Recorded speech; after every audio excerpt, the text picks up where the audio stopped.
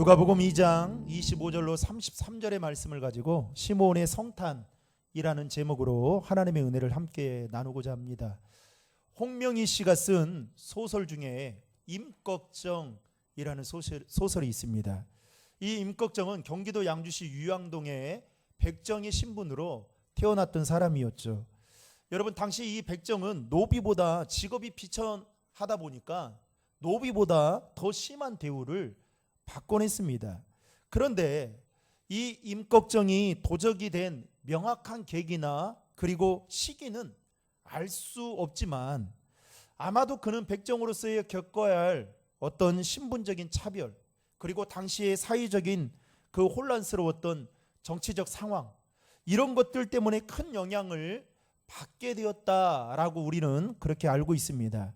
특별히 임꺽정이 도적으로 활동하던 그 당시에 명종이 어린 나이에 왕이 된 탓에 그의 어머니 명성황후와 문정황후와 그 다음에 그의 동생이었던 윤원형이 그 권력을 장악을 하고 있었습니다. 그러니까 이 명종은 한마디로 꼭두각시에 불과했던 것이죠. 그러다 보면서 권력을 장악하면서 나라를 부정부패를 일삼았습니다. 게다가 관리들이 부패하여 민생이 상당히 어려웠던 시기였습니다. 더욱이 지속적인 흉년으로 인해서 국민들은 먹을 것이 없는 그런 상황 속에서 관리들이 그 농민들의 양식을 약탈해 가고 있었습니다. 그리고 나라에서는 백성들에게 엄청나게 막대한 세금을 부과하게 되면서 국민들은 삼중고에 시달리는 그 어려움 속에 살아가고 있었습니다. 어쨌든 지속적인 흉년으로 인한 의식주의 문제, 그리고 관리들의 탐욕, 더 나아가서 과중한 세금의 문제는 백성들의 허리띠를 졸라매게 만들었던 그 계기가 되었던 것이죠. 그런 상황 속에서 백성들은 이 어려움 속에서 자신들을 구세주를 기대하고 있었습니다. 이런 백성들의 마음과 요구를 임꺽정이 잘 알고 있었던 것이죠. 그래서 자신과 비슷한 처지에 있던 사람들, 특별히 불만을 품는 세력들을 모으기 시작해서 군대를 만들게 됩니다. 그리고 광군을 습격해서 양식을 다 약탈해 가면서 약탈해 간 그 양식을 어려운 사람들에게 나누어 주는, 힘든 자들에게 살 수 있는 길을 열어주었던 사람이 임꺽정이었죠. 그래서 임꺽정을 바라보는 시선이 어떻게 바라보느냐에 따라 상반된 평가를 하고 있는데요. 어찌됐든 간에 임꺽정은 강군과의 전쟁에서 마지막에 패하게 되면서 결국 체포를 당하고 사형에 처하게 되는 그런 일로 자신의 인생은 마무리하게 됩니다.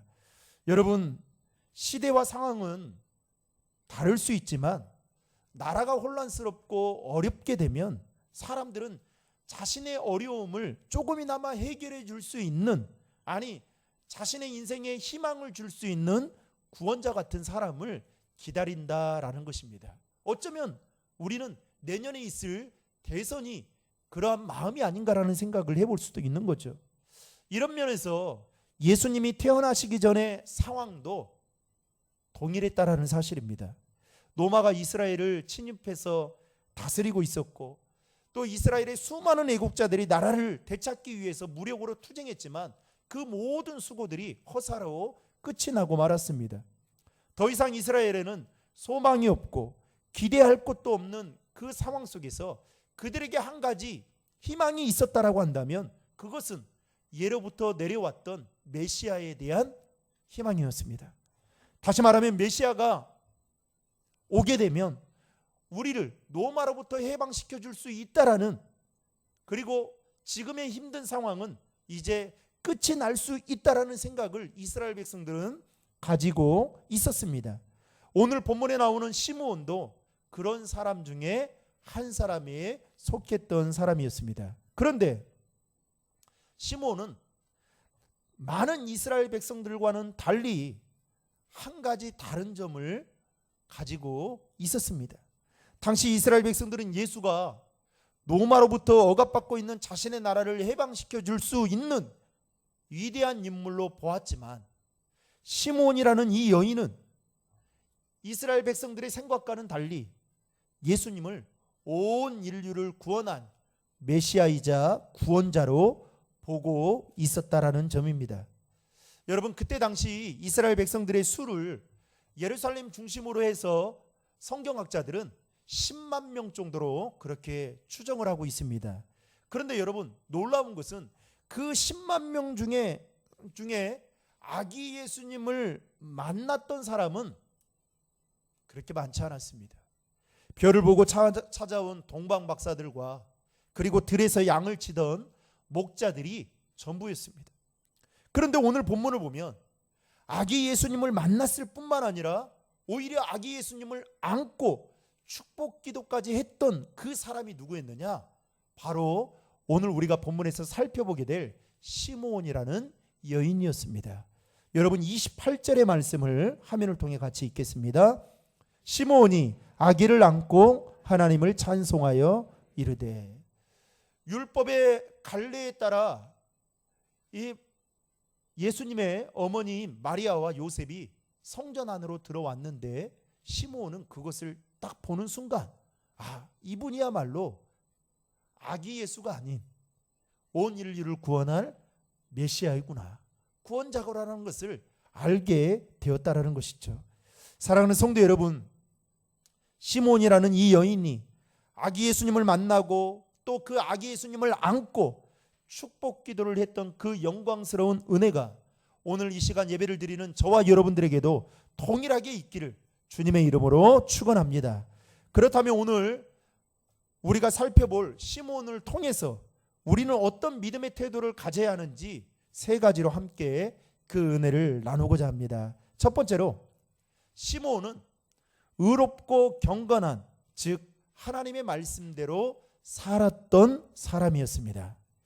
오늘 본문 25절의 말씀을 보면 시므온에 대해서 이렇게 소개하고 있는데요. 같이 읽겠습니다. 예루살렘에 시므온이라는 사람이 있으니 이 사람은 의롭고 경건하여 이스라엘의 이루를 기다리는 자라.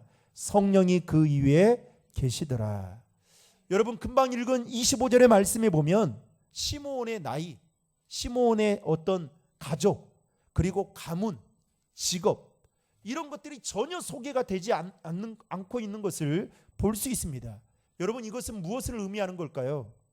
시므온이라는 이 여인은 아마도 지극히 평범한 사람이었다라는 것을 말하고 있는 것입니다. 그런데 유독 눈에 띄는 점은 이 지극히 평범했던 시므온이라는 여인이 그의 삶을 들여다보니 어떻습니까? 의롭고 경건하게, 즉 하나님의 말씀 따라 살았던 여인이었다라는 것을 소개하고 있는 것이죠. 여러분, 여기서 의롭다라는 이 말을 원문대로 표현한다면 이렇습니다. 율법에 기록된 대로 살려고 노력한 사람. 경건하다라는 이 말을 원문으로 보니까 이렇게 표현하고 있습니다. 신중하게 조심스럽게 살았다. 정리해 보면 시므온이라는 이 여인은 하나님의 말씀 따라 아주 조심스럽게 살아갔던 사람이었다는 것입니다. 여러분, 그 당시 사회적으로나 경제적으로 매우 혼란한 시대였습니다. 그럼에도 시므온은 그러한 것들에 전혀 흔들리지 아니하고 오직 하나님의 말씀인 율법에 따라 자신의 삶을 돌아보며 몸과 행실을 정결하게 하는 일에 노력했다라는 것입니다. 그 결과 시므온은 아기 예수님을 직접 눈으로 보았고 그 아기 예수님을 안고 축복 기도까지 하게 되는 영광스러운 은혜를 얻게 되었다는 것입니다. 그래서 시므온이 30절에 이렇게 말하고 있죠. 30절의 말씀을 같이 읽겠습니다. 내 눈이 주의 구원을 보았사오니. 여러분, 오늘 우리가 믿고 있는 그 기독교가 세상 사람들에게는 매력이 없어 보이는 이제 종교로 전락해버리고 말았습니다. 기독교가 아무리 선한 일을 하고 아무리 좋은 일을 해도 이제는 비판을 받고 있는 시대 속에 그렇게 보여지고 있다라는 것이죠. 여러분, 여러분의 눈에 기독교는 매력적으로 보이죠. 문제는 세상 사람들이 바라보는 기독교는 매력이 전혀 없어 보이고 끌리지 않는다는 것입니다. 그런데 이렇게 돼버린 가장 큰 문제가 무엇일까요? 많은 성도들이 삶의 현장 속에서 하나님을 아는 만큼 살아가지 않는다는 겁니다. 마치 시므온은 오늘 의롭고 경건하게 매사에 신중하게 믿는 자로서의 삶을 살아갔는데 이런 시므온과 같은 사람들이 교회 안에 많지 않다라는 거예요.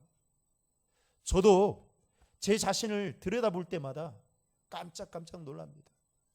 그리고 저도 여러분 가정이 있어 제가 한 가장의 가장이잖아요. 또 한 아내의 남편이잖아요.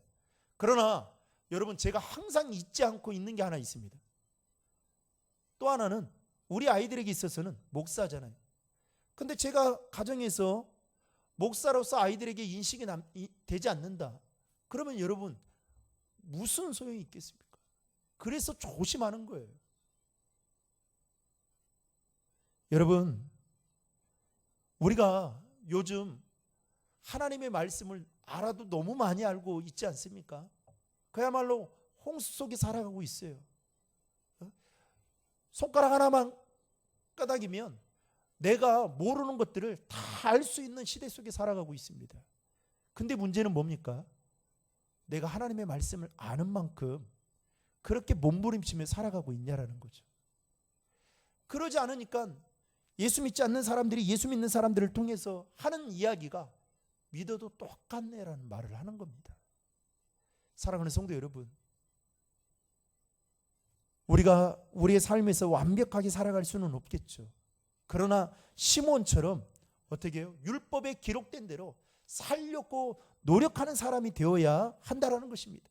더 의롭고 더 경건하게 하나님을 섬기는 삶을 살아가는 것을 믿지 않는 사람들에게, 아니 좁게는 내 가정으로부터 자녀들에게 보여주며 살아가야 된다라는 것이죠.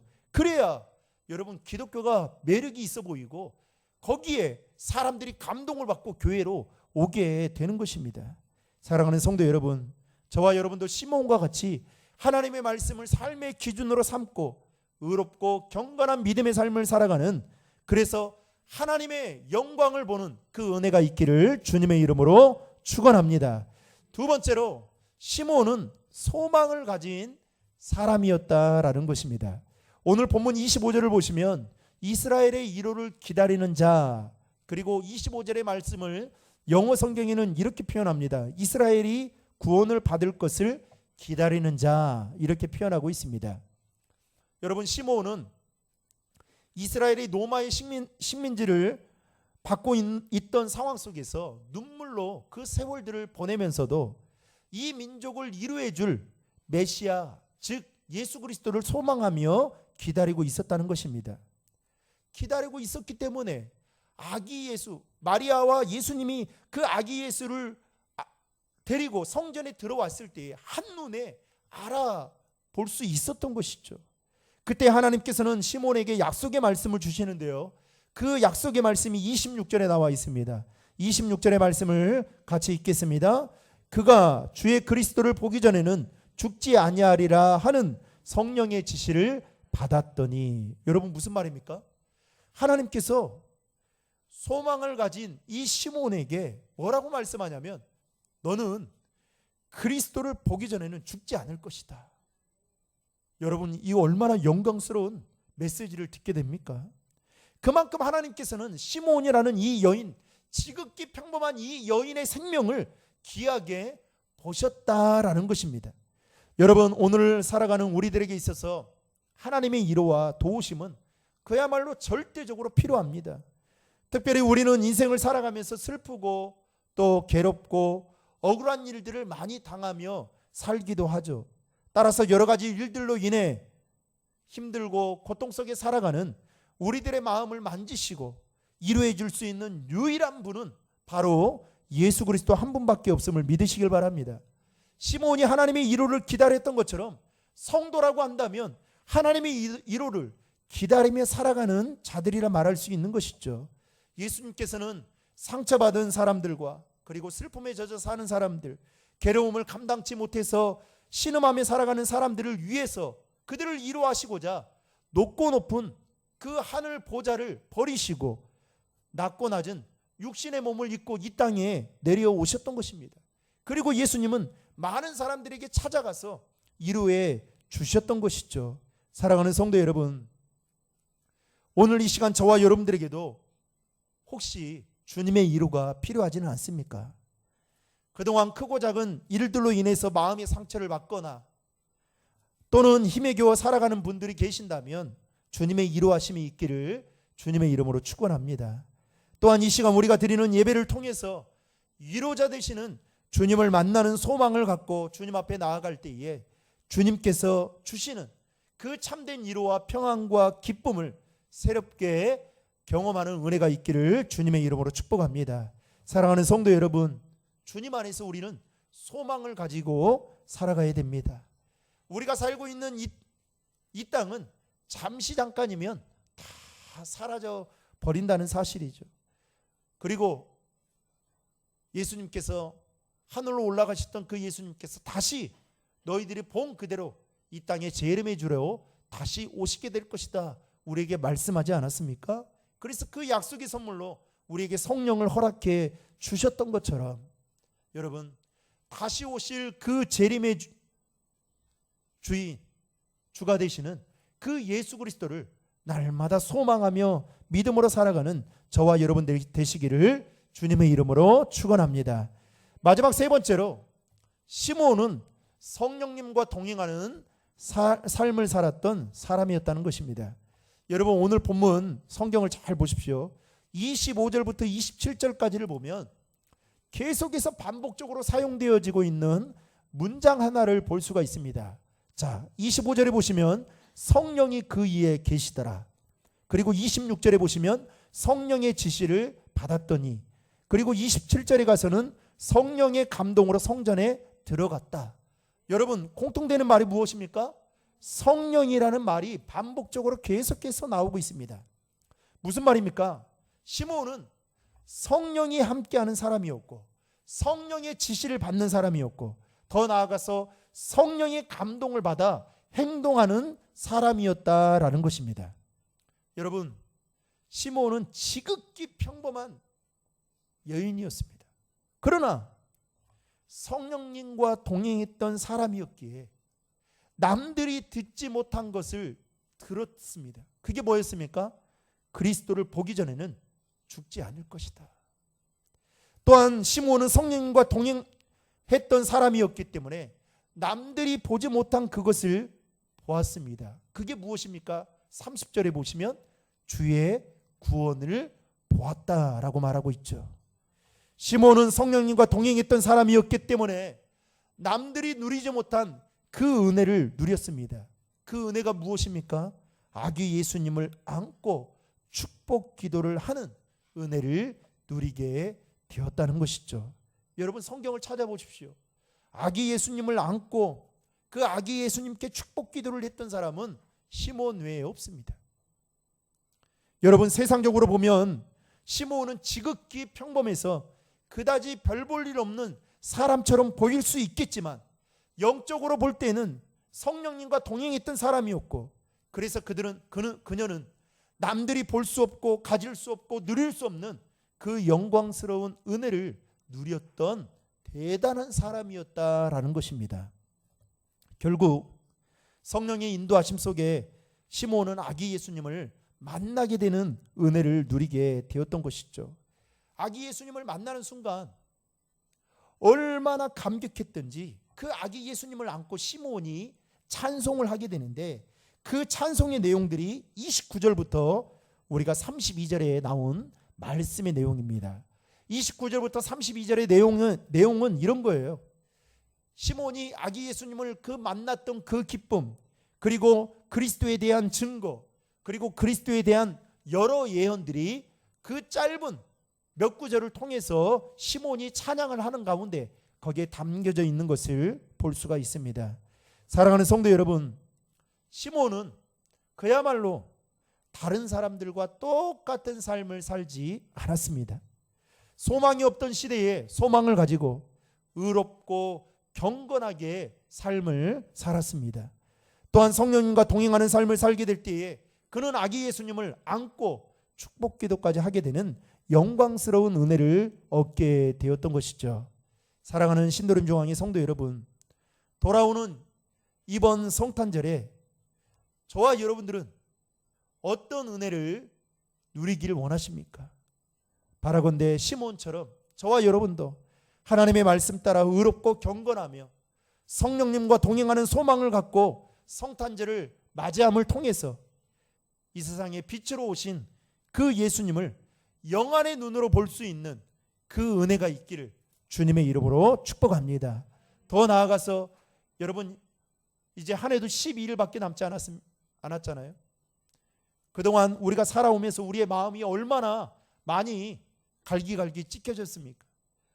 정말 어느 누구도 나랑 함께 몇십 년을 살았던 내 남편도 내 아내도 내 마음을 알지 못해서 답답해하고 있던 그 마음들이 여러분, 이번 성탄절에 그 예수님을 만남을 통해서 그 예수님의 그 터치하심, 위로하심, 만져주심을 경험하는 은혜가 있기를, 그래서 여러분들의 마음이 다시금 회복되어지는 은혜가 있기를 주님의 이름으로 축원합니다.